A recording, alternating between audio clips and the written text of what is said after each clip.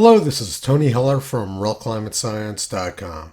Before the widespread availability of fossil fuels, many people and municipalities burned whale oil for their lighting. This widespread usage of whale oil drove some species to the brink of extinction. The story Moby Dick was about the conflict between a whale oil ship and a great white whale. What saved the whales was the discovery of oil in Pennsylvania in the late 1850s. People then started burning kerosene instead of whale oil in their lamps. The oil rush in America started in Titusville, Pennsylvania in the Oil Creek Valley when Edwin Drake struck rock oil there in 1859. The Pennsylvania oil boom peaked in 1891, but there's still some oil industry in Pennsylvania. However, their new senator-elect, John Fetterman, appears determined to destroy the oil industry in his state. Here's a photograph of him signing an anti-fracking petition in the year 2016. Here's an article from CNN a few weeks ago.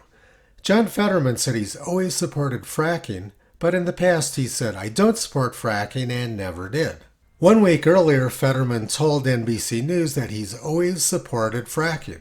But in 2016, he was trying to get fracking banned. What John Fetterman says about fracking seems to depend on which audience he's speaking to. In other words, he's mimicking the behavior of Joe Biden. A few days ago, Joe Biden said he was going to be shutting down coal-fired power plants all across the United States. So it's going to become a wind generation.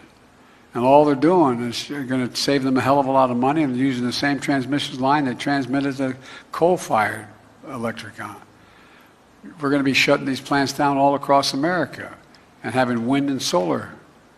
This is what West Virginia Senator Joe Manchin had to say about that speech.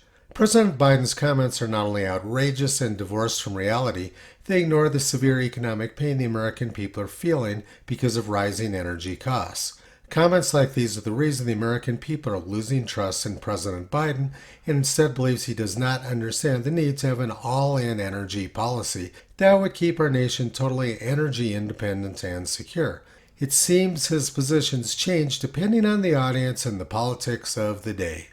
It's unlikely we're going to go back to burning whale oil. Instead, we're erecting giant bird choppers all over the country. This is what Joe Biden and his friends call green energy. According to the Center for Biological Diversity, one wind farm in California kills an estimated 880 to 1,300 birds of prey every year, including up to 116 golden eagles, 300 red-tailed hawks, 380 burrowing owls, and additional hundreds of other raptors, including kestrels, falcons, vultures, and other owl species. If anyone else killed a golden eagle, they'd probably go to jail. But wind farm operators are granted a license to kill in mass quantities. Moby Dick got his revenge on the whalers. Nature has a way of taking care of itself. Toto's been playing back the curtain on environmentally destructive green energy for the past 14 years. You can visit him, Kyrie Caesar, Toki, and Upla on the web at RealClimateScience.com.